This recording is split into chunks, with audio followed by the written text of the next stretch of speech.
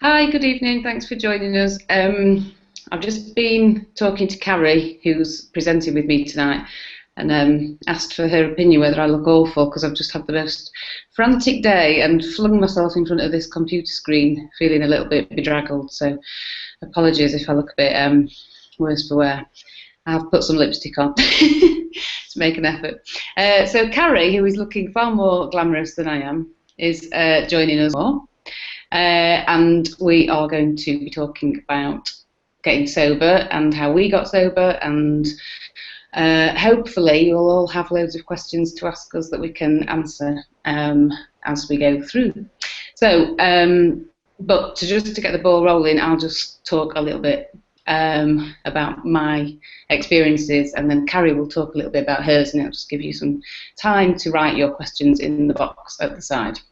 So I have almost gone 5 years without a drink, which I absolutely can't believe I'm saying. In April next month, I will be 5 years sober. And for me, that's just like an amazing thing to be able to say, because I never wanted to stop drinking. I never kind of imagined that my drinking would be that much of a problem that I would need to stop. I really enjoyed drinking, and I think for most people that's totally true. You start off loving alcohol, it gives you something, and it's what it gives you that you kind of hang on to and hope you can keep maintaining, the benefits of it, but gradually the benefits fall away and it all starts getting a bit horrible, which is what happened to me. So all along I was a bit of a binge drinker, couldn't control my intake, never knew when to call it a night, but I did have lots of fun with it as well, so it was never, it wasn't awful all the time. But then as I got to kind of my early 30s, it started definitely being a problem most times I drank, and certainly I would say by 30 I was having blackouts 3 nights a week and living quite a dangerous life, really, kind of doing silly things and putting myself in very dangerous situations. I stopped because I ended up in hospital one night and couldn't remember getting there. And I'm really, really pleased that happened. It was a massive wake-up call for me, and I think I was so in denial about my dependency on alcohol that I really needed that kick up the backside to stop for good. So in terms of, how that helped me, I would say the fear of God really was my biggest aid in stopping drinking. Certainly it got me through the first 3 or 4 months, and after that, when it started getting a bit more tricky, I'd got rid of the immediate cravings, and that really kind of white knuckling phase, I'd worked through that, because every time I wanted a drink I just thought of that night in hospital and it stopped me in my tracks. Once I got to about that point, that's when I started having to draw on other tools, if you like, and that's really where the learning all began. And I think that's the point where I started kind of really developing a mindset about not drinking that eventually led me to starting Soberistas, and it's now just a very normal way to live for me. It's become completely second nature. I don't really think about it. I think about alcohol a lot because of Soberistas, but I don't think about alcohol because I want to drink it. It's just not a part of my life anymore. So I'll go on in a minute and talk about that while you still write your questions. There are some questions coming up now, but in the meantime I'm just going to hand you over to the lovely Carrie Armstrong, who's sitting very patiently, and she could just give you a little bit about her backstory, and then I'll come back on and give you my sort of tips that helped me stop drinking. Thank you, Lucy. Okay, I'm just wondering. My camera doesn't switch, so I'm just gonna start now and see what happens. Strong start, Carrie. I have been, what do you call it, alcohol-free for 11 years. Well, it will be coming up. I think it'll be coming up because I'm 36 this month, so I think it must be that, because I stopped when I was 25. But I don't really hold much. Lucy and I are completely different in every way, so I work together. But I don't really hold any credence for time, for the length of time when it comes to non-drinking. I'm more obsessed, and I am obsessed with the breadth, so the wideness. I think it's helpful, and I can totally understand, because I remember coming up to 12 weeks of non-drinking, and that just being an absolute milestone, and thinking it was unbelievable that I hadn't drank for 3 months. And obviously here I am sort of nearly 11 years down the line, and I don't know when I stopped counting. I have a feeling it was a couple of years in, maybe. No, it wasn't. It was 10 months in, actually. So there you go. But yeah, so I've been Soberistas, say alcohol-free for 11 years, and I did drink a shed load for the decade before that. And the funny thing is that obviously when you've been doing it this long and not missing it, it's not been a case of, for the first 10 months, I completely was obsessed with not drinking. I was completely obsessed with the idea of not drinking. And anyone that sort of, I mean, I've said my story so many times, it's all over the bloody place, so you'll see it. But I became really obsessed with the concept of not drinking because I thought that's how you had to do it. There was so much received wisdom and so many people that knew better than me that I thought, oh God, I better listen to what they say, and they think it's hard, so it probably is hard. And that's bull. It's not. I have no time for that. I have no patience for the concept of it being sacrifice. I hate the phrase giving up. It makes me want to swallow my own face. Giving up? What am I giving up? That's like giving up drinking bleach as far as I'm concerned. I didn't give anything up because I have no discipline and I have no focus. So if it was hard to give up drinking, I'll stop doing it. I couldn't do it because I'm not a disciplined person. But it's definitely not just the best thing that I did for myself. It's something that's completely altered the course of my life. Stopping drinking completely altered the course of my life. It completely transformed me inside first, definitely inside first, but then it completely transformed me externally. I don't look any... The weird thing about Lucy and I is that at the same age, we looked like twins, didn't we, Lucy? We looked completely... There's photographs of us that we put side by side, just for a laugh, just to Photoshop it for an ebook we wrote, and we look like twins. Now, I'm not being funny, but Lucy and I, sober, look absolutely nothing alike. We really don't. We look nothing like each other. But I think it's just that people who abuse alcohol, they're all a bit beige. We wore a lot of black. We were quite heavy set, which I know we'll come to later. And we looked about 100, didn't we, Lucy? So, and we weren't. We were 25. It's quite sad. But yeah, inside, I'm not hippie. I'm not hippie-ish. I don't use emotional words. I don't like them. They make me uncomfortable. My people don't really do that, Jodie's. But I did transform internally before that became external.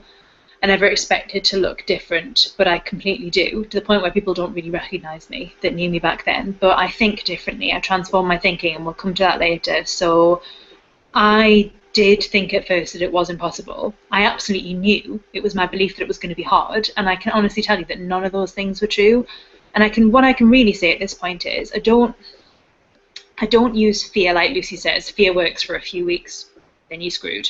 Fear doesn't, because the fear diminishes as you get further and further away from the incident. So I couldn't use fear, because even if you were in a terrible situation, I've been in terrible situations all the time. It wasn't the chaos it's not the chaos that stops me, or that stopped me initially from not drinking. It wasn't the head injuries, and there were so many of them. It wasn't the letting people down. It wasn't the lying to people. It wasn't lying to myself. It wasn't the horribleness. It wasn't the fact that I hated myself so much that I wanted to tear my own skin off. It wasn't any of those things that stopped me. To be honest, it sounds anticlimactic, but I don't miss the itch. And I didn't even know it was a thing. I'd done it for so long, I didn't even know it was a thing. I didn't know that once I had a drink, this itch could not be scratched. Didn't matter what I did, didn't matter how much I had, I couldn't scratch that itch. And when you don't drink and you keep not drinking, the itch goes away and you don't experience it in any other facet of your life, or I certainly haven't. And I can honestly say I do not miss the itch. Just don't miss it. And if I never had any other reason not to drink in my life, if my life suddenly wasn't a fabulous place, don't expect it to be that way, but if my life wasn't a fabulous place and everything was taken away from me to the point where I had nothing and alcohol was the only thing in front of me, the itch would keep me from doing it. And yeah, I think that's enough now. On that, Carrie, totally. Isn't it funny, because you don't even know that you have the itch until it's gone. You don't even know it's a thing. You just think it's normal. That's exactly true, and it's just freedom. It's getting your life back and your mind back, so you're not thinking all the time about that. Cravings, leaving them. As you've been talking, we've had loads of questions pop up, so I'm just going to start working through a few, so that we don't get kind of overwhelmed. If we start, yes. I love questions. I can't see any of them. Oh, you can't see questions? Right, okay, Carrie is frozen on my screen, but I will continue to talk. So Dominic has asked the first question. How do I stop cold turkey cut down? First of all, Dominic, I would advise you to look, if you can, I don't know if you're a subscriber to Soberistas, but if you can, look on the Ask the Doctor page at Dr. Julia's advice on cutting down, because she gives really, really good detail about how to taper and how much you're drinking, and dependent on how much you're drinking, whether you need to taper or whether you're safe to just stop completely. And that's dependent on each individual, because for some people, you can drink more and not have to taper. Others, you will have to taper. Personally, I was drinking, a bottle, maybe 2 bottles of wine a night. I didn't need to go. I didn't need to kind of reduce what I was drinking. I just stopped and I was fine. But everybody's different, so I would definitely look on Ask the Doctor as a starting point, and then I would ask your doctor if you want to get further clarification. But to err on the side of caution, definitely look at tapering rather than stopping completely, because it can be fatal if you're a very, very heavy drinker and you are physically dependent on alcohol. It can be fatal to just stop. So do get advice on that from a qualified doctor. Okay, Sally has asked after that, I am not quite yet a year sober, and my life has improved immeasurably because of this, but I do have trouble with feeling low and flat for periods of time. Did you experience this, and does it improve with time? Yes, I did experience this completely all the time, and it was probably about a year and a half, 2 years where I had those feelings, but they were, as time went on, they did lessen and got much easier to deal with, because I kind of see it in my head as like as a sort of seesaw, and the balance shifts. So as when you very first start being alcohol free, everything, the emotions down there on the floor, they weighed so heavy, they're so difficult to deal with, and you're up here and you're just kind of clueless and you have no experience, and everything's just really difficult to deal with, and it drags you down. As you gain in your confidence and the length of time you've been sober, that balance slowly shifts. So after a certain length of time, by the time you've had a lot of sober time, under your belt, you can just deal with them. You've had so much more experience of emotions, and they don't hit you like a ton of bricks like they do at the start. And the kind of flat boredom, I think, is a huge trigger. And just as people talk about halt, hungry, angry, lonely, tired as being triggers, to me boredom is a huge one. And if whenever I was bored, I would drink. It was just what I did. I never ever bothered trying to fill my time. I just drank.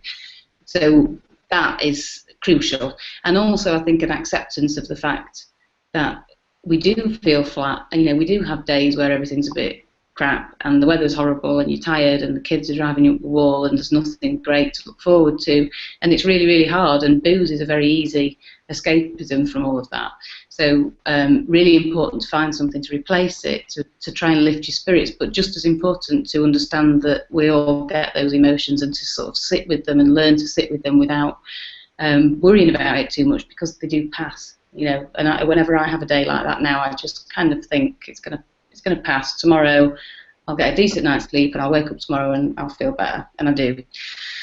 So next question. Hi, sorry, can you hear me? Carrie's rejoined us after disappearing there for a couple of minutes. I don't know what happened there.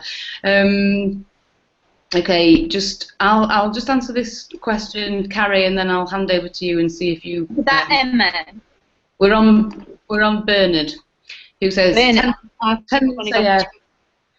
doing well. However, I was taken aback at how awkward I felt at a family celebration to celebrate Mother's Day. I was so bloody uncomfortable with others all drinking. I assumed this was and is a common experience when others venture back to previous situations associated with drinking. I thought had I stopped smoking, I would be congratulated, whereas with booze, it's as if you've got to justify why you're different. Yes, totally. And again, it's another kind of thing that is time related, I think, this situation and it improving. I absolutely despised social situations when I first stopped drinking, and I remember the first night out I went to was about 3 weeks after I stopped drinking, and I had a stupid new haircut with a fringe that did not suit me at all, and I was feeling fat and I was feeling horrible, and I had this stupid haircut, and I went out into this pub and sat there all night just absolutely wanting to crawl out of my skin. It was the most uncomfortable experience, and it got to about 10 o'clock, which in my mind was like a reasonable time to leg it, and I just got up and went home, got my pyjamas on. I just couldn't wait to get out of there, and it was horrible, and I hated watching everybody else drink. I had no social confidence. I felt like I had to explain why I wasn't drinking. I felt like I had to justify myself. I felt like a freak for not being able to control my drinking. It was just awful. And it was the benchmark, really. That was the worst time, and it got better after that. But I did do lots of things to kind of make sure that didn't happen again. But the biggest thing that changed was that over time my self-confidence grew. Not only my inner self-confidence in that I started liking myself again because I was no longer getting pissed all the time and doing stupid things that made me hate myself, but I grew more confident in telling people that I don't drink. And now it's absolutely, I have no qualms at all about telling people that I don't drink. And if anybody asks me, I just say, I couldn't stop when I started. I got drunk too many times. I drank more than I wanted to, and I got bored of it, and I decided to stop, and I'm much happier without it. And I don't stutter anymore when I say it, and I don't go red, and it's dead easy, and I mean it from the heart. My life is better without alcohol. I don't feel awkward about it at all anymore. That has totally been a time thing, and a long time without alcohol to rebuild my self-confidence and to actually like myself again and to feel valid, really, as a person. So I would say it's completely normal to feel like that in the early days, and with time it will improve.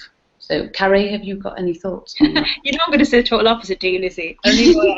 No, I don't like that, and that wouldn't be something that I would put up with. Certainly, there's no.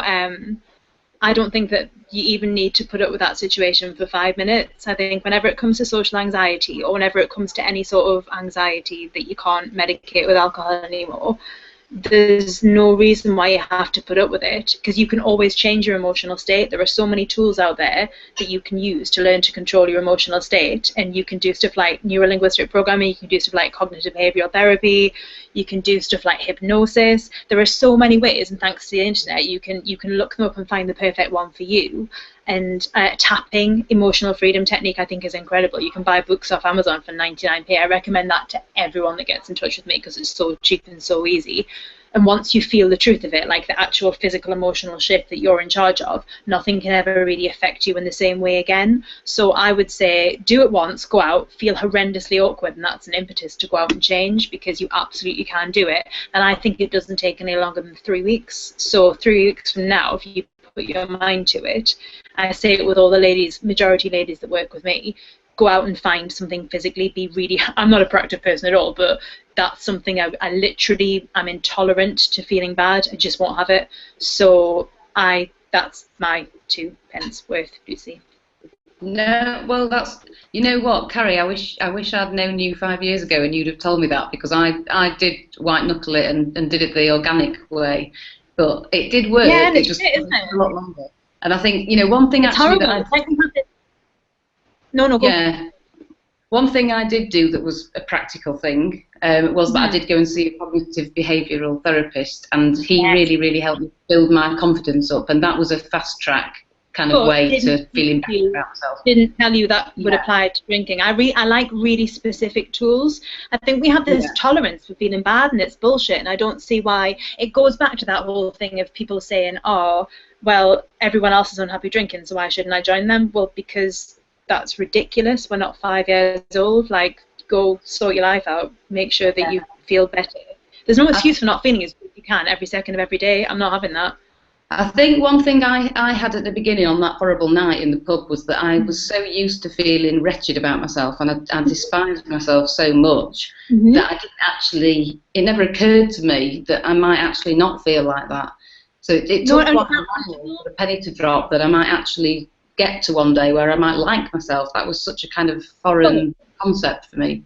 But emotionally, I always say to, again, the ladies that contact me, emotionally, not liking yourself feels really comfortable and really familiar, and the self-loathing kind of feels like a nice security blanket, like the hangover did. So in a way, if there's a reason you're doing it, your brain wants to feel really comfortable. That's the way I look at it. And I wouldn't have been comfortable liking myself. I wouldn't even have known how to like myself. I wouldn't have known a good feeling could bit me off. So I think there's a reason for that. I think that, and like you say, you didn't even know what time to leave the pub. You didn't even know yourself that much to know that you could have sat for 5 minutes and then left. You do it now. You wouldn't have waited all night and then gone home and felt like an idiot. You would have done it straight away.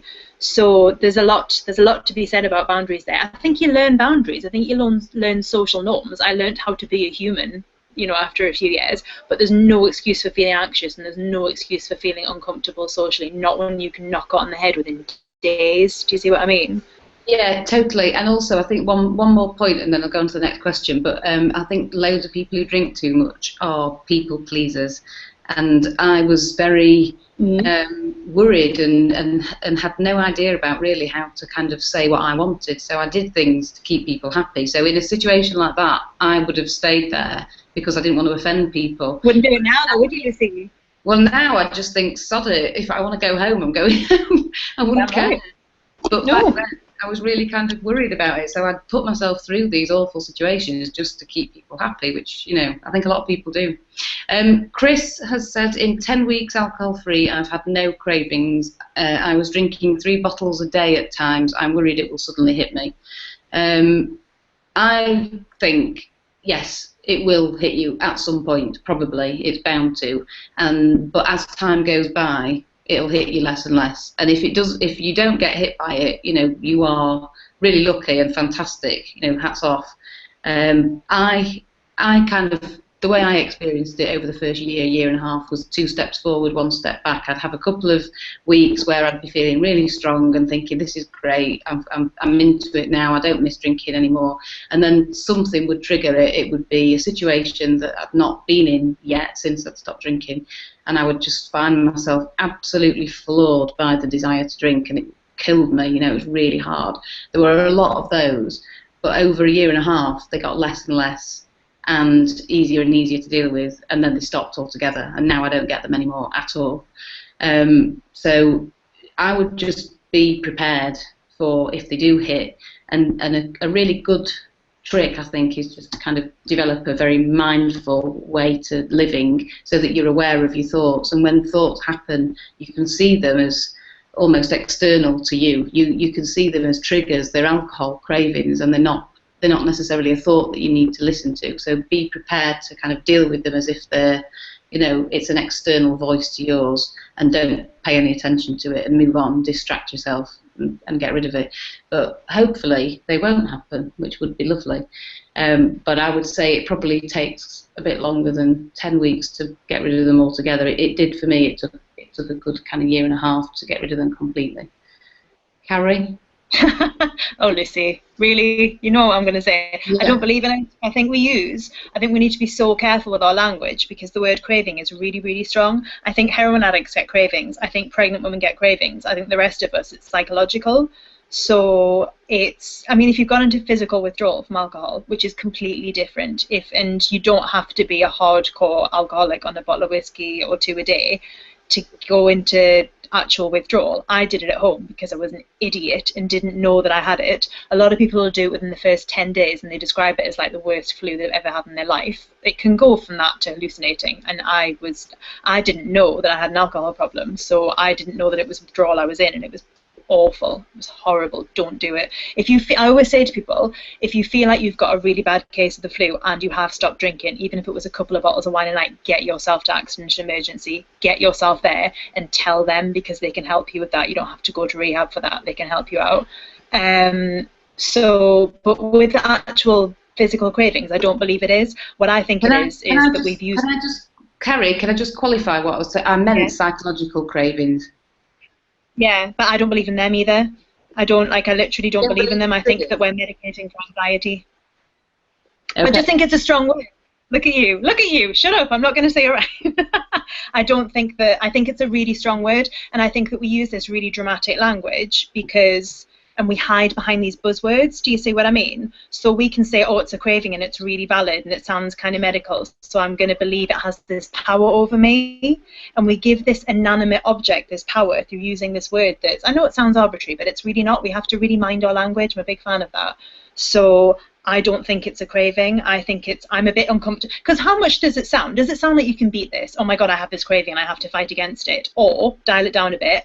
Do you know what? I'm having a drinking thought, or I'm a bit uncomfortable. I'm a bit uncomfortable with the situation. I've never done it so before. I'm a bit uncomfortable with this. A drink would help. Which one sounds easier to overcome? Do you see what I mean? Which one sounds like I'm more likely to beat? I think it's the second one. Do you see what I mean? That's why I have an issue with the word craving. And I don't think there's a timeline. I think if you knock it on the head and deal with something, it's not like one of those whack-a-mole things where it comes up time and time again. I think if you deal with it and you know you've dealt with it, then I think it goes away in your head. And some people can do that straight away. Some people can keep doing it and keep coming up against the same thing for 6 months and then nail it. Do you see what I mean? I'd much rather someone failed epically and dealt with something head on and never touched it again than, oh, I suppressed it for 10 weeks. I managed to suppress it. Do you see what I mean? So that's why the timeline's different. For me, it was 10 months. Yeah, I think the timeline is absolutely different for everybody, and it completely depends on you as a person, how long you were drinking, how much you were drinking, how much work you've done on kind of changing your life. Because if you stick in the same routines and stick with the same people, and then you're bound to kind of struggle a bit more. Once you change your thinking, you're bulletproof. You have to change your thinking, and you have to change your life to a degree. You have to change the things you do, and I think the more you do that, the easier it gets. But I think cravings, I know what you mean about, I don't like the word alcoholic, I don't like the word addict, I don't like the word recovery, I don't like how many words do we the negative terminology at all. For me, it's about a choice to live alcohol-free because I'm much happier that way, and that helps me, far more than saying I've got a disease and I'm going to be ill for the rest of my life. I don't believe that. But in terms of cravings, I think what we're talking about is triggers, the psychological triggers, like with smoking. Some people will have smoking triggers for years after they've stopped smoking, and it doesn't mean to say that they're going to pick up a cigarette, but something will remind them of smoking, and that was only if they're in a lack mentality. If they're in a lack mentality. If you've nailed the lack mentality, you won't. But some people can do really well in spite of that and be like, oh, I'm going to white knuckle it for 2 years. What's the point in being miserable? I don't see that. If you think stopping smoking is a sacrifice, don't stop smoking. If you think stopping drinking is a sacrifice, you're not there yet, you're not ready. Do you see what I mean? But you can get ready really quickly, but just admit that you're not ready yet. And when I stopped drinking, I realised very quickly that if I was going to see it as giving up something, I was going to fail. I had to very quickly see it as a positive, and that's what I did. So, But if it's not a sacrifice, then you don't get praise for it. And people say things all the time like, oh, people get really uncomfortable when I tell them I don't drink. Well, it's not what you say, it's how you say it. So if you go in there implying it's a massive sacrifice, of course they're going to want to talk you out of it. People want you to be happy, and they want you to know that you're still going to find them interesting. That's all they want to know. And then they'll leave you alone. They don't care. What you're worried about is a 10-second uncomfortable conversation before they switch the focus away from you and back onto themselves. See, you can have an uncomfortable situation. It's just that none of us are very good at feeling uncomfortable. Well, none of us are very good at feeling, but none of us are very good at feeling uncomfortable. So have that we wrote an entire book on that at Christmas, really. Yeah. E-book, whatever. Have a 10-second conversation, then move the hell on and let them talk about themselves. And when they get drunk, they're not going to care. They just want you to know. You should read the book, guys. It's really good. Just read the book and you'll know that question. There's loads of questions now, so I'm going to stop talking. Yeah. Okay. Right. June, say... I'm 68 days AF. If I've the strength to stop drinking altogether, why can't I have the strength? Hang on a minute, it's jumping down. Why can't I have the strength to moderate my drinking? All right. Well, I'll tell you what I think about moderating. I'll tell you what I think about moderating. It's totally, everybody has a different opinion on this, and everybody's opinion is valid. But I'll tell you what I think about it. I tried for many, many, many years to learn to moderate. I went to see a hypnotherapist and asked him to teach me how to moderate before I stopped drinking. I was desperate to live by the many, many rules I set myself. So I told myself not to drink wine when I went out. I would only drink beer. I wouldn't drink spirits. I wouldn't drink Monday to Thursday, except for Wednesdays, because that's when my daughter was at dad's, and all these silly rules that I could never ever stick to. The number one reason why moderation doesn't work, in my opinion, is that alcohol is a psychoactive drug. So as soon as you have it in your system, it changes how you think. So whatever your intentions are before you have that drink, i.e. I'm only going to have 2 drinks, I'm only going to drink beer, whatever, it changes, you change. As soon as you have a drink, you change. And all those intentions will go out the window. So instead of moderating, I think it's a far better way to invest your energy into learning to love being alcohol-free. That's how I did it. It wasn't about being weak because you can't moderate. You know, if you're taking a psychoactive drug, you're not going to be able to control your thinking fully. There's a brilliant article on Soberistas at the moment that Annie Grace wrote, who wrote This Naked Mind, and it's called 6 Reasons Why Moderation is Miserable. And she gives a very scientific explanation for why moderation doesn't work, and I completely agree with her. For years and years and years I tried to moderate and it just didn't work. And in the end, my night in hospital was the best thing that ever happened to me because it put to rest all my ideas for moderating, and I just stopped completely.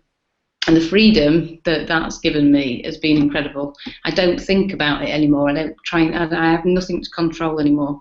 So I would advise you to use the strength that you've got inside you to learn to love being alcohol-free rather than wasting it on trying to moderate, because in my opinion it doesn't work, and you're not really giving yourself any benefits, because all you're doing is trying to deny yourself something that you really want still.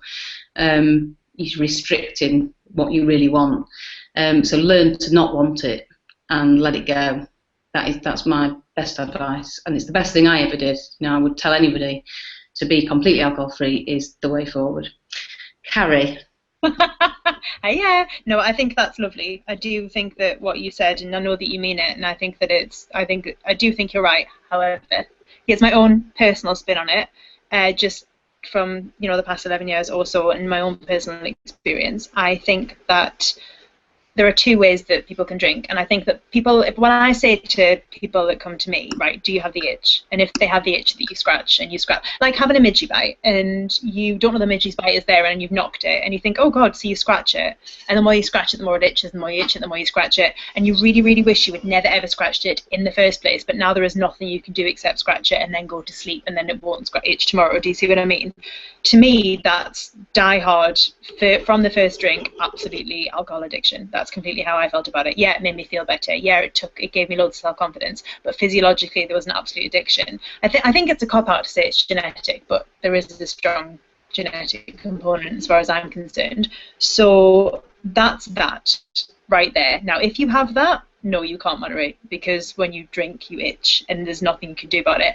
And those mean, and those that have do, and that's unequivocal, there's no line there. However, you fuck about with an addictive substance enough, you can get addicted. You medicate for it for depression or anxiety, you can get addicted without experiencing that physiological itch. If you're using it to medicate, then it's impossible, I think, if you're physiologically addicted, for moderation management. Impossible. There you go. If you are medicating for anxiety or depression and you sort that, counselling, medication, all this sort of thing, yeah, it probably is possible, but highly unlikely that you should.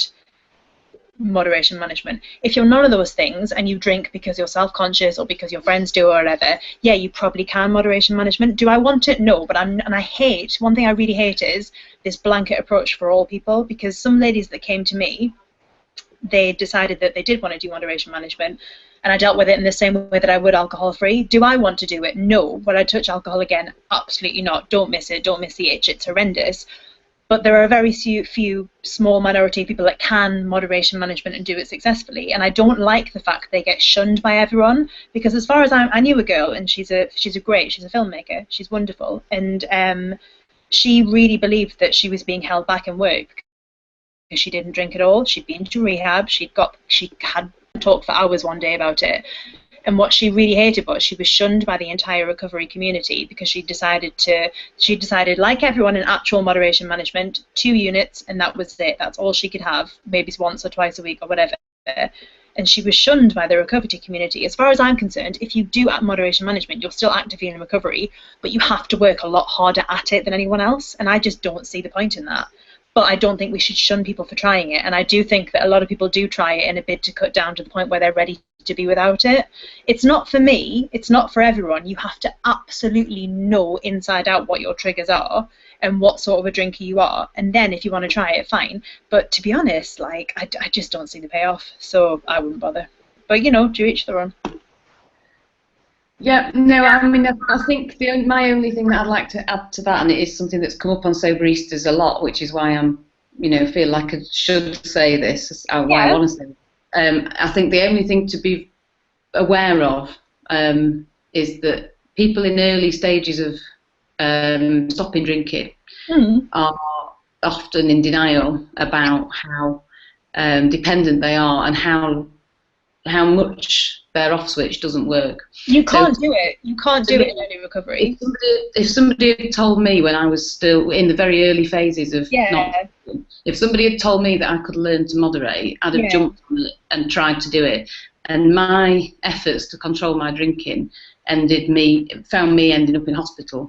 And there are many stories of people who've tried to moderate who've ended up dying. No, you can't. Like, you make a really good point there. No, you make a really good point there. You can't do it. You can't, and I'm glad you brought that up because I should have said that, so I apologise. You can't go from heavy drinking to moderation management and stay there. What you have to do is, if anyone does it successfully, which a very, very small minority of people do, you have to go from drinking to absolute non-drinking for a few years, and then if you want, you can go to moderation management. It doesn't work for a lot of people, but you can't do it the other way around. It can't be done. So if you haven't got even a couple of years of non-drinking under your belt, don't go near it. You can't. So does that help? Yeah, I think so, but I think the other thing to bear in mind for anybody who's sort of latching onto that tiny, tiny hope that they may be one of those small minority of people who may one day learn to moderate, I would say that it's a dangerous game to play. It's a bit pointless, really. Like, I don't. It's a much nicer way to live, not drinking at all. And it is, but I just don't want to lambast people and say like it's all black and white, because that's drinking thinking, as far as I'm concerned. I take your point.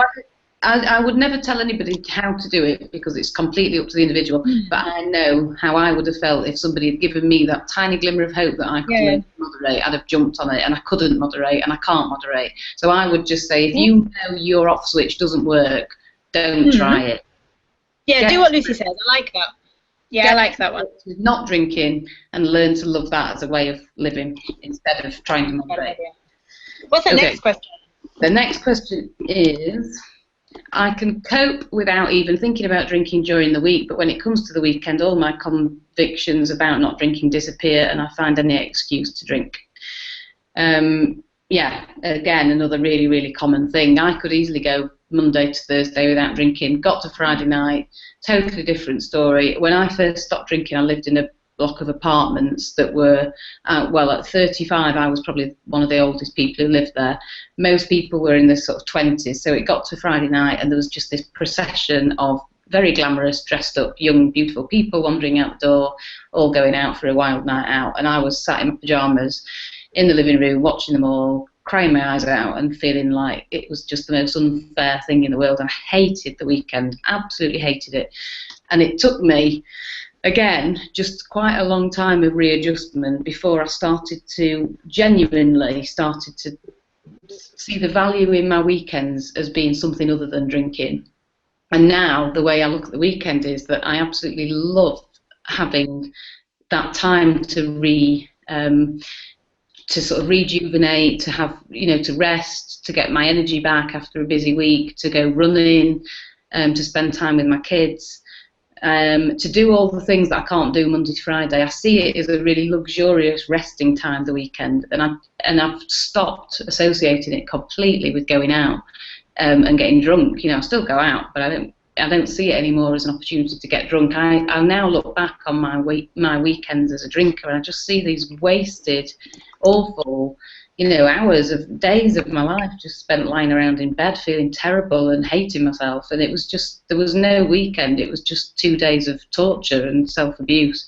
So it's gone, that, but it is time. And I think a really crucial thing to do that you can help yourself speed the process up is doing other things, kind of having something to look forward to that takes place in the day that's nothing to do with drinking. So, you know, going on whatever it is, something outdoorsy, a spa day with girlfriends, whatever it is, but something that's really enjoyable, relaxing, that you're going to get something out of that absolutely doesn't involve booze, and look forward to that, make that the focus of the weekend rather than the Friday, Saturday nights. And then you don't care as much about not going out Friday night if you know that you're getting up early Saturday to do something great with your friends or your kids or your husband or wife, whatever. That would be my advice. Carrie? So there's a couple of things really. First thing I would say is, what are you eating? Because a lot of women in particular that contact me, as soon as someone says to me, right, I can cope until Friday, and then I go out and I go out on a massive one, what automatically springs to mind, and what is usually true, is that not only do they pull back, there's like that cycle of self-loathing, so not only do they pull back on not drinking during the week, but they also really, really get strict with their food intake. So they've got to be perfect, so they've got to eat perfectly, and they've got to do everything perfectly. And what will happen is Monday, Tuesday, Wednesday, Thursday, they'll tighten themselves into this knot of perfection until they're starving and bored and lonely and feel deprived on all levels. So when it comes to Friday, they'll not only drink, but they'll spend the weekend eating. They'll spend the weekend blowing out, eating whatever they were forbidden during the week. So for me, there's always a food connection there when someone says to me, all right, not always, 95% of the time there's a food connection there. When someone says, I blow out weekends and I'm all right during the week, you're actually not all right during the week. There is no good or bad. There is no black or white with this. It's more about stop being so strict with yourself during the week. Do I mean drink? Of course I don't. That would be the worst sober seminar in the world. But stop being so hard on yourself with food. Stop being so regimented with exercise. Stop this incessant, stagnant need to be perfect. Stop whatever it is that's making you wind yourself up into this absolute knot on by the time you get to Friday, because you're not doing it because it's habit. You're doing it because you literally need to escape the trap that you've put yourself in, and we've been there. So many of us have been there. So that would be the very, very first thing that I'd say. And yeah, like Lucy says, you want to try and redefine your weekends. So there's this teething problem at first where you want to hang around with people that aren't hungover on a Saturday or Sunday morning, and you want to find, I didn't know how to do things that weren't drinking related. All I knew about weekends was the same as weekdays, really. You were either drunk or you were recovering from being drunk, and I didn't know that there were external things. Find something to consume you. I think that sport's an amazing thing. From the least athletic person in the world, the reason that I got involved in any sort of sports for work is because it completely consumes me. That's why I picked really long sports like NFL, like football, like baseball, because they're so long. I could literally submerge myself in them and get lost. People do it with religion. People do it by going to church. They do it by going to the theatre. They do it by pouring themselves into an activity that consumes them, not like alcohol, which you consume because it's such a small thing. So start redefining your boundaries and hobbies and start falling in love with things that will love you back. But the thing is, we want so much for our life to immediately be assembled. It's like we want to stop drinking on the Sunday and wake up in the morning on the Monday and have every single hobby lined up, every single person lined up. So that'll be perfect, and that's not the point. The point is the journey to find out who you are. The point is the journey to find out what your personal preferences are, to get out there, get your hands dirty. It's the antithesis to this perfection that we strive for. This perfection is just, it's the thing that stops you from achieving what you want. This concept of perfection is just bull, and it's not good. So get out there, make so many mistakes that you don't know what to do. Take the emphasis off what you're consuming. Take it off food. Put it onto things that have nothing to do with putting things into your body. Put it off this obsession with losing weight and getting this mythical single-figure dress size. Put it off this concept of being less of a person than you actually are, and you'll actually find that there's a reason to not drink. You'll actually find there's energy to not do these things, but don't use it as a stick to beat yourself up with, because you only end up back where you started. That's my theory. Yes, very good. I agree. We agree. We did. My God. Well, Emma has asked a question that's nice to lead on from that. Emma has said, "I've relied on alcohol for so long as a fake reality. What on earth will replace it, at least in the beginning?" Yes. And that is totally kind of tied into what Carrie's just been saying. Do you want to carry on, Carrie? Can I just add something? Can I add something? Because it's almost like the end to that question. Yeah. No, actually, you go first, and then I'll go. You go. No, go on. No, are you sure? Yeah, I'm not just being polite. Go on. All right, then. So this is an actual practical tip. There's nothing like hippie or touchy-feely about this, because I don't understand that stuff. I really don't. But here's the thing. You're going to have a lot of time on your hands. Doesn't matter if one was a reality. It was very well put. I thought it was a very pretty question. It's too wordy for me. So it's not like, oh, I created this reality. Well, you escaped from the reality that you have, and now your reality sucks because it's completely chaotic because you've been running away from it. That won't last for long. That bit goes away. Here's the actual practical tool that I would use, because we're all so scared of time when we stop drinking because we got shitloads of it. So get a second income. I know it sounds like it has nothing to do with drinking, but it actually has every tool that you need, and I wish I'd known this at first. Every single tool that you need, you will find from a second income. You will have your actual job, or if you're a housewife, the job as well, if you're a mummy, you will have all of this time all of a sudden. And you know, these days you can do it from your home. You know, these like Forever Living or Avon or whatever it is. Find something that you're passionate about. If you can make shit and sell it on eBay. That's a business. If you have a second income, for a start, if you're not spending more money sober than you were drunk, you're not doing it right, because it shouldn't be about saving money. I want to swallow my own face every time I hear someone say, "I save so much money." Well, you're not going to last 5 minutes because that's boring. You want to spend more money. You want to invest in yourself. So you need more money to do that. So a second line of income means that you have less time on your hands, which is less time to worry. It means when you wake up in the morning not hungover, you've got something to do that's not your job or your children or your spouse or, you know, whatever. So look into that. Look into something that you can bring some extra money in and that you can put yourself. I've just moved, as Lucy said in the beginning, and I literally have nothing to do right now. So instead of charging £150 for one 90-minute session and a month of follow-up, I literally just put a thing out on my blog saying I'm going to do one a week for the same price. Now, I'd make more money working in Starbucks. I would, but I have nothing to do right now, so I want to work more. Do you see what I mean? Will it make me more money? Probably not. You should probably do better than me in the money stakes, but it's something that I can do, which is a better use of my time, because I have so much of it, and a non-drinker always has more time than a drinker. We always have more. So that's a practical answer to that. Literally, get a second income, try it, fail, keep trying, because that bites into the myth of imperfection and getting your hands dirty. It also means you have to deal with people whilst not drinking. It also means you have to start and be non-anxious. Do you see what I mean? So for me, that is something that really feeds in and answers every single struggle that you have all in one, and you make money back. That's my answer. It's a very practical tip. Give it a go. Yeah, I really like that idea, and I think it is something. It has that that real benefit of, like Carrie just said, shoving you out there in the big open, big wide world, scary place, no booze to soften and cushion things, and you have to deal with things, and you have to take knocks, and you have to kind of deal with stresses and all the negative stuff as well as the good stuff, and all of that builds your character inside and makes you a stronger person. So it's teaching you how to live, and I think that's the key, is to immerse yourself in whatever it is, immerse yourself in life, full on, jump in at the deep end as much as you can to quickly learn how to deal with everything without booze. And at first it's so scary and it's so horrible and everything feels frightening, and everybody, you know, those social interactions. I used to be terrified of getting on a bus and having to speak to the bus driver when I was hungover, you know, having to kind of communicate with somebody, and I couldn't look people in the eye. I was just a nervous wreck.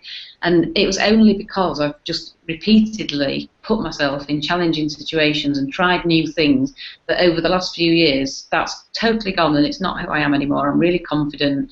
Throw anything at me and I'll deal with it. I'm not troubled by much at all these days. So just see it as a real opportunity to find something that you love and try everything. I kind of focused on the things that I already knew I liked, like running and writing. I just did more of those things because I knew I really loved them. But I have also started doing lots of other things, and I think I'm just about to start learning Spanish, which is like, yeah, I don't know when I'm going to find the time to do this, but there's a loose plan in place, and I'm going to learn Spanish. I'm determined. I'm not going to be this crap English person anymore who can't speak foreign languages, so I'm going to go and do that. Whatever it is, you know, you find something, and as you go on, things just spring up, opportunities pop up, and you grab them.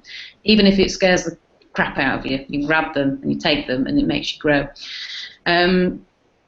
Right, Ellie has asked a question about her daughter. Ellie, I think you asked this question underneath a post on Soberistas, and I did read it, and I asked the counsellor who wrote that post to write a response, and she did very kindly send me that last night, and I've posted it today. If you look at that post on Soberistas where you wrote the original question, you'll see a much better answer than anything I could give you, because it's come from Alison, who is a professional counsellor, and she's specifically answered that question. So I'm not trying to skirt around the issue, but I'm not a qualified counsellor, and I don't want to give you any kind of wrong advice.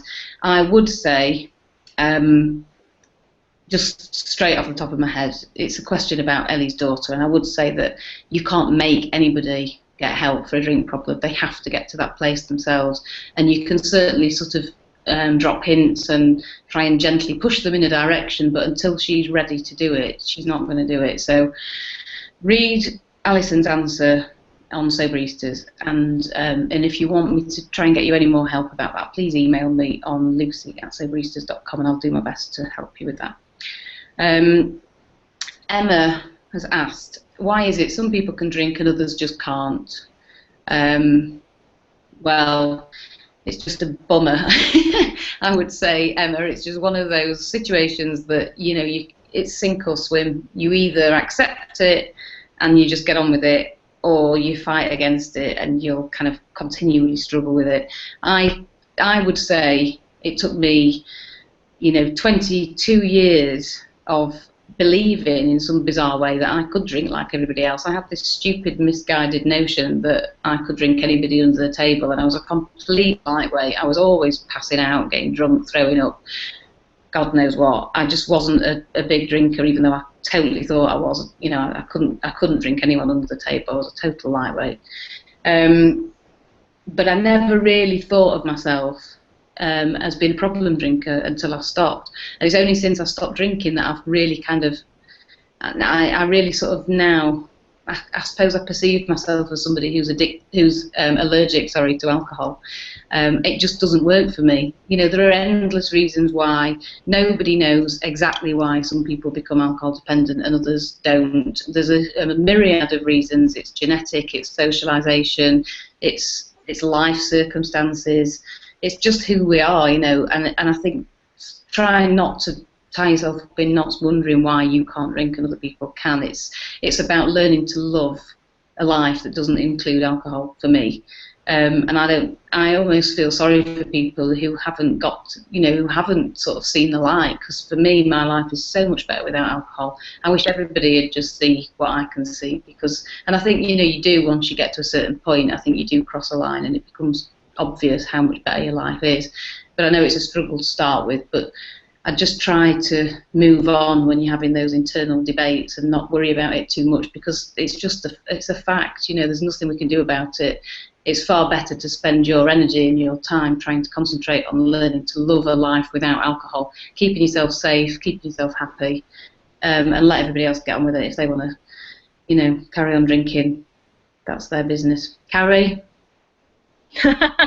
Carrie, please don't say anything. No, that was a really lovely answer, actually. I think you're such a nice person, Lucy. My thing would be, who cares? Like, genuinely, we're the best one in the world. Who cares? We put the emphasis on the wrong question a lot of the time. And it's not like, oh, why can't I drink and everyone else can? It's, why do we live in a place that's so obsessed with alcohol being the answer to every question and the solution to every problem? And it's born, we drink when someone's died, we drink when someone gets married, we drink when someone gets divorced. Like, why do we buy into this bullshit? My real thing is, why do we not know ourselves better than that to say, do I even like this thing that everyone else seems to be doing? The first time we have a horrible situation with alcohol, a lot of people do stop drinking then, and we never hear that bit. We never hear that. I mean, Lucy and I meet them all the time. We are in a place now where we can hear that. Or people say to us all the time, oh, I had a really bad reaction to alcohol once and never went near it again. I think the real question is, why would you even want to entertain something that would hurt you or bore you or make your world a drab place? Why is that okay? Just because it's common, and let's face it, it is common here, doesn't mean it's normal. When did that become a thing? I don't care. Like, there are so many incentives that we're talking about in this country. Let's put calorie labels on wine. You could have put a flipping electric fence around a bottle of wine, and I still would have got to it. Why? Because the real problem is I didn't know how to deal with stuff. That society was tailor-made for me to completely mess up my life. So who cares why you can't drink? Let's talk about all the stuff that you could be doing instead, which I know is what Lucy said in a much nicer way, because she's a very nice person. It's more about, why are you buying into this stuff? What is it that you don't know about yourself that makes you listen to these other people that don't have your best interests at heart, that don't care about you, that just want to keep you in a really small box? What I really want to talk about isn't alcohol at all. It's, why are you keeping yourself in this place? Why are you categorizing yourself? Why are you making yourself smaller than you could be? Why are you making your world a less fabulous place and using alcohol as an excuse? That's what I would say. So don't even entertain it. Just ask yourself the bigger questions. What could I be doing to make myself happy now, happy now, happy now? And then dead, basically. Happy then dead. Nothing in between. Yes. Fantastic. Yes. Very cool. Yes. Alison has asked a question. I'm going to answer this because it's about, well, Alison has asked... oh, yeah, no, you do that one. She's upset that my teenage daughter has seen me in the state, and I wonder if I stop. If I can rebuild a good relationship with her. It's been affecting her school, etc., and I feel so ashamed. Any suggestions? Well, Alison, I don't know if you know about my story. Like Carrie said, she's told her story so many times, and I have, kind of bore myself talking about it. I've said it that many times. But if you are one of the people who has not read my story, then I stopped drinking when my daughter was 12, and she's now 17. Most of my drinking I did when she was at a dance or staying out of the house, but heavy drinking I did when she was away. But I always, I drank around the house, and she did see me drunk on a few occasions, and there were 1 or 2 occasions where she saw me extremely drunk, and that's something that was very, very difficult to deal with when I first stopped drinking.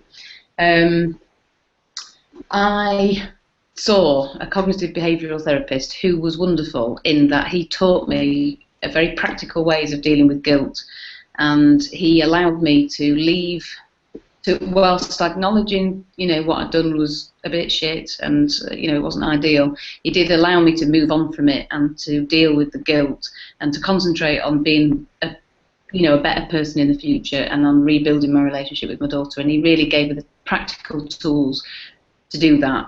And what he did there was give me enough of a lift to believe in myself so I could keep on not drinking. And as I kept on not drinking, I got stronger and I became a better mum, and I started liking myself again, and my relationship did improve. And 5 years on, I'm really, really close to my daughter. She's lovely, and we talk quite openly about my drinking. And she does remember things, and she does still say, I can remember that time that this happened. And I've just been really honest with her about it, and she knows that I regret the things I did, and she knows that I wish I could change it, but I can't. But what she also knows is that I've worked really, really, really hard over the last few years at building a better life for us all, and that I look after myself, and that I've become a really good role model for her. And she doesn't drink much at all, and she's totally, wary of the consequences of too much alcohol. But she's really cool and popular, and she's a nice kid, and she's confident, but she doesn't need booze to buoy herself up like I thought I did when I was her age. So I would say, there have been some benefits almost of her growing up seeing me abuse alcohol, because she's not going to abuse it. She's very aware of it.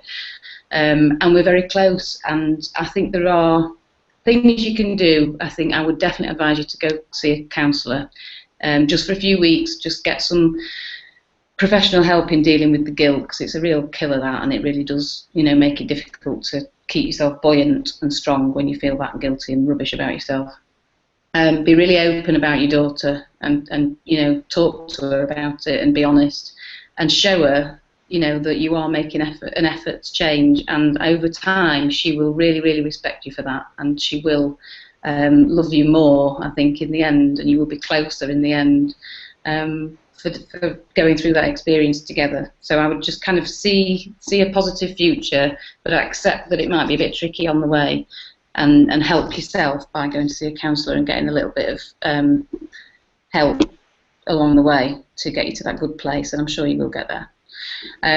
Carrie, do you want to say anything about that? No, I'm not a mummy. I think it would be really okay. To assume that I know any of the answers to that. Honestly, though, just I mean, guilt's it's a complete misuse of time, but I think parents probably do feel guilty. I'm not qualified to answer that question. Don't hate yourself. Don't use that as an excuse to hate yourself. And I have a theory that should I ever manage to make a baby of my own one day when I'm a grown-up, that I used to worry all the time, oh God, will they turn out to have drink problems? Will they turn out to, do the things that I did?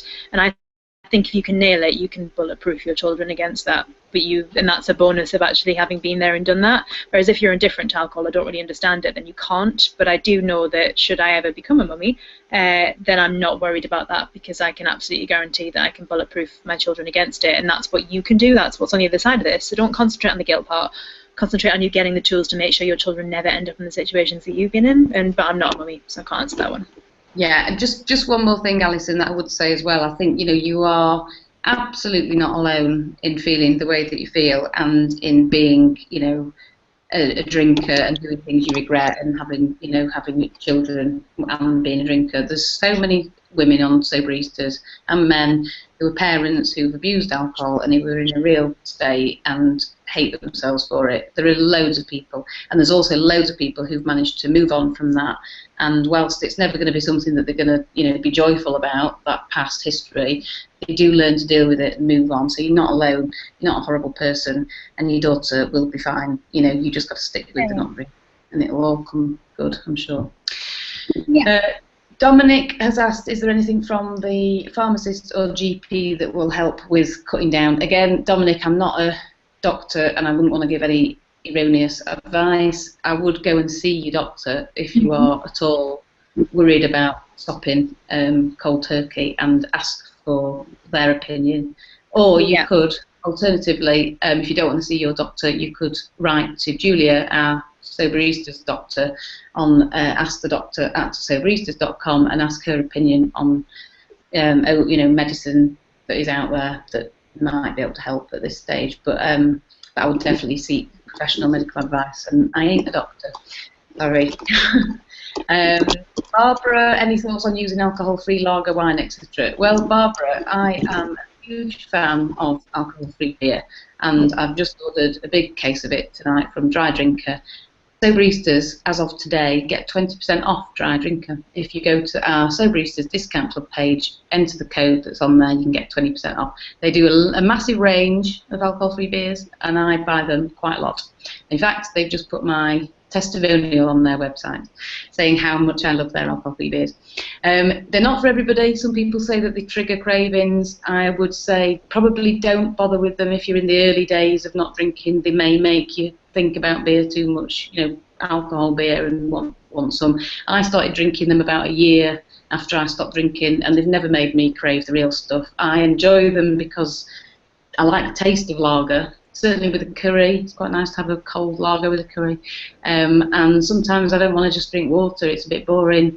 I don't want to drink fruit juice. I think they're a nice grown-up drink that I look forward to as a treat, and they don't ever make me think about drinking alcohol. So maybe try them, see if they do trigger you. If they do, steer clear. They might not. I would just give them a whirl, but I would definitely recommend Dry Drinker, and like I say, Soberistas can get 20% off, so have a look on the discount club. Ellie, does having an eating disorder and a drink problem make giving up even harder? I go around in circles with both and can't seem to get out of either. Well, before I go on to that, Carrie, do you want to say anything about alcohol-free beers? No, really, really quickly. I like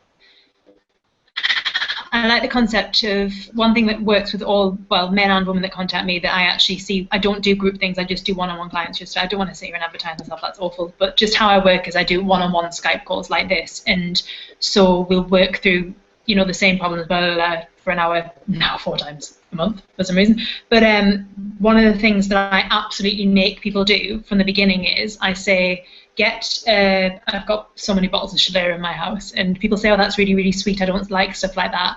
If someone says to me, I drink 2 bottles of wine a night from the second I get in from work, I literally make them buy 2 bottles of red Schiller or 2 bottles of whatever it is, and I make them drink them. And they say to me, oh no, I'd rather drink water, because of course you're going to be perfect when you're not drinking, right? But I make them do it every single night for the first month. I make them drink the equivalent that they drink in a wine glass. That's really important as far as I'm concerned. And I make them do it every single night. And for some reason, I think it's purely psychological, that really, really helps. That really, really helps with the concept of, oh, I have to do it. I mean, it's hard to drink that much sweet stuff, ironically, given how much sugar there is in alcohol. But in that head, on its head, the idea that you have to be perfect when you're not drinking, and that's something I try to get rid of. So yeah, that I do recommend that. I mean, obviously, whichever company people want to use is completely up to them. But that's something I absolutely insist on, that you get the equivalent of what you're used to drinking every night, and that you drink it in a non-alcohol way. So I hope that helps. The eating one, obviously, I want to come back to, so I'll let you go first, Lucy. Okay, well, I'll give you my 2 pence on the eating disorder. I had an eating disorder for 7 years, from 15 to 22 till when I got pregnant with my eldest daughter. And at the same time as having an eating disorder, I also drank far too much and took drugs. So I was doing the whole shebang for quite a while. Over the years, once I got into my 20s, I kind of swapped between the 3. And once I got rid of the eating disorder, I upped my drinking. I dropped the drugs, I upped my drinking. And over the years, I came to realise that all 3 were basically the same thing. All 3 were coming from me having no confidence and not liking myself. And rather than trying to deal with each individual thing in its own merit, like, you know, stopping drinking, just focusing on not drinking, or starting to eat healthily and focusing on that, it wasn't about that. It was about getting to the nitty-gritty of what was causing all 3, and that was that I didn't like myself very much, and I had very low self-confidence. So when I finally stopped drinking, it was like I couldn't hide anymore. I couldn't start taking drugs again at 35. It's just not really practical when you're a mum and you're trying to do a job. So I couldn't do that, and I was sorry. It's easy to do that when you're in your teens. It wasn't so easy at 35, so that wasn't really an option. And I was just kind of left raw. You know, there was nothing to hide behind anymore, and I just had to deal with my feelings, and that has got rid of all 3 desires to run away from my problems through whatever. I think eating disorders are exactly the same as drinking too much, exactly the same as taking too many drugs. It's just self-harm, and it's running away from really not liking yourself. So working on those core problems, building yourself up from the inside, and when you're confident and when you like yourself and you value your life, you don't want to do those things anymore. So maybe look at getting some counselling, maybe look at life coaching or that kind of thing, but working on you and investing on you as a person, and realising that you're a very important, valid person, and that you don't really deserve to be hurting yourself in that way at all. Nobody does. And learn how to be compassionate towards yourself. Carrie. I love this. That was so lovely, Lucy. I'm glad that you don't take drugs. I think that's great. I like your approach. I like the fact we're so different. I really do, because I think yours is valid and mine's completely different, but it is just as relevant. I don't know. That's why I get excited about working with you. I just want to say that.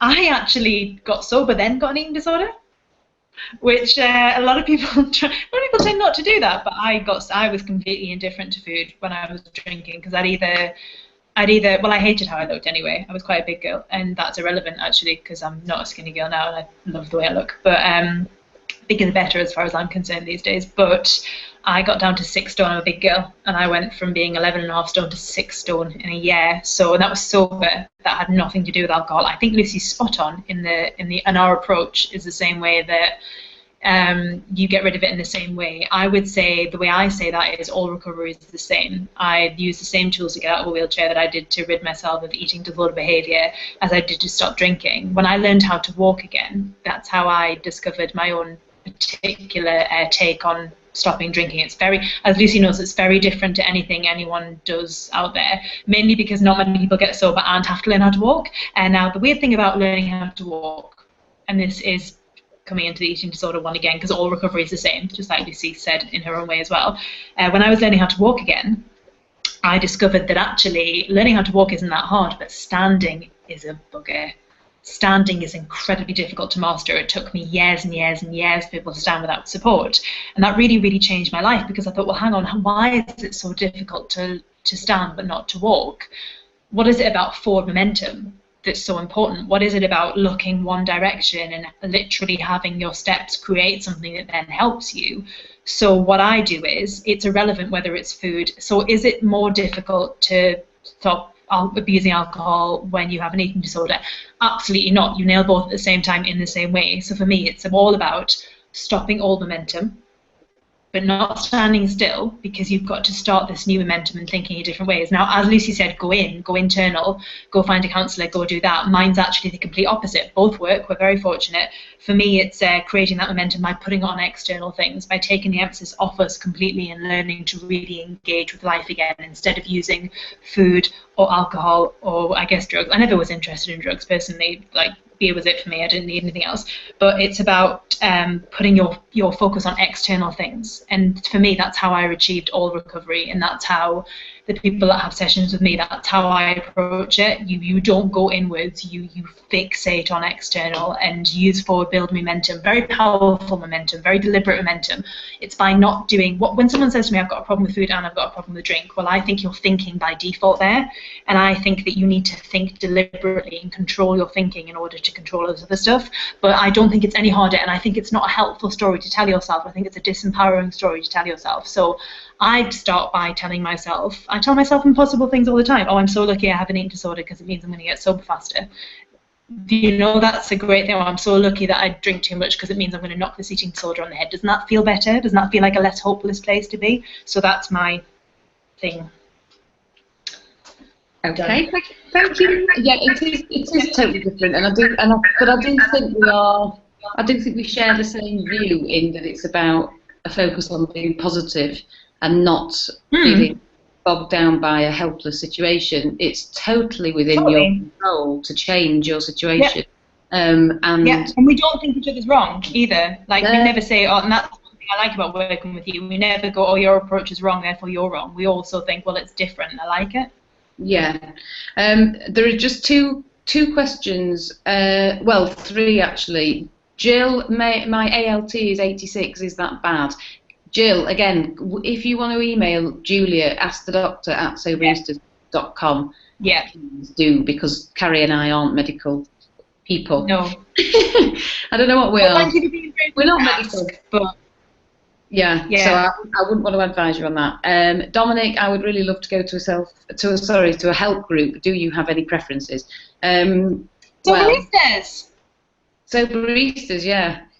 But no, I have my own views on help groups, and loads of people have got views on them on Soberistas. There is a page on Soberistas called Useful Contacts. There's loads of listings on there for different organisations around the country. I assume you're in the UK, you may not be. There are also organisations in America and Australia on that list. So have a look on there, and you might find something, if not a particular service, but a directory that would help you, help lead you to another service. I think from what I read about on Soberistas about help groups, and it's not a route I took, I just did it by myself.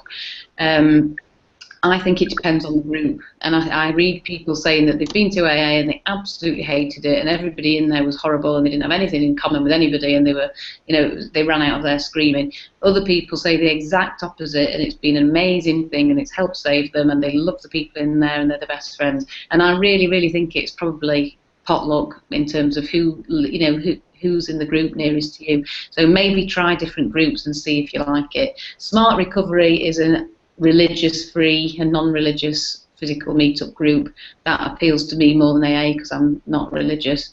But I would just try them, try and see if there is anything that appeals. If not, Soberistas hopefully is a helpful group. I set it up because I didn't want to go to Smart Recovery or AA. So I kind of hope it fills the void if you're not finding those helpful. But I think it is a personal thing. Try it out. I'll just answer this last question from Karen, and then Carrie, if you want to go back and answer Dominic's question about help groups. But just one more question. Karen has asked, did you ever smoke? What are your views on giving up during early days of stopping alcohol? Karen, I smoked like a chimney. I started smoking when I was 12 years old. I really hope my mum's not watching this. It was a terrible thing to do. And I smoked and smoked and smoked. And I didn't stop until I was, well, actually, I did stop when I was pregnant at 23 for a couple of years, but then I got divorced. And when I got divorced, I thought, this is my time, and I'm going to smoke, and I'm going to drink, and screw you guys. So I started smoking again. And then I couldn't stop at all, and it took me another 8 years before I stopped. I was the sort of person who, without alcohol, didn't really want to smoke that much. And never used to smoke when I had a hangover. You know, I remember people smoking first thing in the morning with a hangover after a heavy night, and I'd be like, oh my God, how can you do that? It just made me want to vomit. So I didn't really, as soon as I stopped drinking, the two things went hand in hand, and I just didn't really want to do it anymore, and I had no cravings. I also really focused on running when I stopped drinking.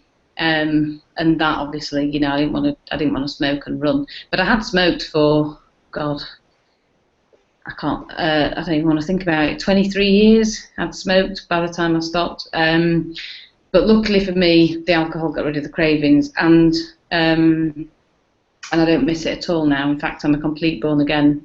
I hate smoking. Can't stand e-cigarettes a lot. I just absolutely despise it. But I would say that's just my personal experience, and I would say that if smoking in the short term, if you feel that stopping smoking and stopping drinking at the same time would make you want to drink, I would say just do one at a time and kind of focus on getting rid of the booze, because that's the mind-altering substance. Once you've got rid of the booze, fags are easier to kick because you're not changing your mindset by drinking, so willpower is easier to stick to. I would get the booze sorted. If you're really, really finding it difficult to give up the fags, I would wait till you feel in a really good place with the alcohol, and then deal with the fags. And maybe look at hypnotherapy for stopping smoking. That does work really well for a lot of people. Maybe look at Alan Carr. I know loads of people recommend the Alan Carr easy way to stop smoking book. Obviously smoking is really bad and horrible, so I can't tell you to carry on doing it. But I would say that by cracking the booze, you're giving yourself a massive helping hand in stopping fags, because you're not altering your state of mind anymore. Carrie, did you ever smoke? Yeah, I smoked like a chimney. From the second I started drinking, I started smoking. I smoked for a decade. I loved it. I stopped at the same time that I stopped drinking, because I'd actually stopped drinking and kept smoking, and that was more difficult for me. So but that was an aborted attempt. I tried for 6 weeks. That was the most I'd ever stopped drinking before I did it properly. Do you see what I mean? Before I nailed it properly. So I would say I'm not that. Obviously, it's, you know, people don't like it and it's dangerous and stuff and whatever. But it's not. You see the problem, and I'm glad this is the last question, right? Yeah. This is the last question. So I have to do this, the last question. So it's not about the action, it's about the motivation. So you could ask me the same question and have the same motivation behind it. Is your motivation perfection? Or are you doing it because you want to be perfect? Because if so, then I don't see the point in that. I don't think you're going to learn anything. If you absolutely know why you want to do it, like, oh, I want to start smoking because it's expensive or whatever, then fine, at least you've got an actual reason for it. Whenever people come to me, and this will answer the other question as well, when it comes to group sessions and stuff, I only recommend Soberistas, really, because I don't really understand the rest of it. I don't work in groups, I only work one-on-ones, so that's a question I can't answer. So back to that other question. But the one thing I do say to all my one-on-one clients is, it's not the action, it's the motivation behind it. People can do exactly the same action as 10 other people next to them, and their motivation is completely different, so they'll get different results. So if your motivation, question the motivation and you'll get to where you need to be. Is your motivation perfection, in which case don't bother. Just don't bother stopping right now, because you're not going to stop drinking either. If your motivation is, well, I want more money and I want more time and I want more of this, then I can work with that, but I understand that. So if it's not working for you and it feels like a sacrifice right now, or if you're doing it because you hate yourself in a bid to feel perfect, guess what? You're still going to hate yourself even when you feel perfect. So it's not really, I think you're looking at the wrong aspect of the question there. I think you need to ask yourself deep down, what is my motivation to do this? And then you can do it if you want to, but bear in mind that stopping smoking, just like stopping drinking, doesn't change your life unless you change your thinking. Do you see what I mean? So crack on or don't crack on. If you want to smell better, then maybe don't do it. I don't know, because I actually like the smell of smoke around other people, but I couldn't ever put it in my mouth because I don't like the way that it smells on my hair and stuff. Do you see what I mean? So vaping, isn't that a thing now? We didn't have that when I stopped smoking. So I don't know, crack on, but don't do it because you feel perfect, because it's cool. It's not a thing. Just keep doing it. See what I mean? Yeah, I think that's answered that question. I hope that's really helped. Not just that question, all of it. I hope our answers have helped. I know sometimes Carrie and I have slightly different opinions, but I think we both would definitely agree on not drinking being a really great way to live, and yes, would recommend it highly to everybody. Well, we do it. That's the difference. But we recommend it highly to anybody who can't control how much they drink once they start. I would definitely recommend just stopping. Don't bother with the moderation. Just get stuck into not drinking and trust that over time it will get easier, because it does. And I'm kind of, like I say, next month, 5 years not drinking. Best decision I ever made. Life is good, and yours can be too. And we will call it a night there, I think. Believe it or not, Carrie and I did say at the beginning of this webinar, what if nobody asks any questions? What shall we talk about? I don't think we need to worry, because we did have loads of questions. So, and I really hope we've given you some good bits of advice that you can take away and do stuff with. If there's anybody wants to follow anything up that Carrie or I said, you can email me on lucy@soberistas.com, or Carrie on, what's the best email to get you on, Carrie? lifeafterthechair@hotmail.com. Okay, lifeafterthechair@hotmail.com, and we'll be very happy to answer your questions. So good night, and I hope that was helpful, and see you soon. Bye. Thanks, Carrie. Thank you. Bye.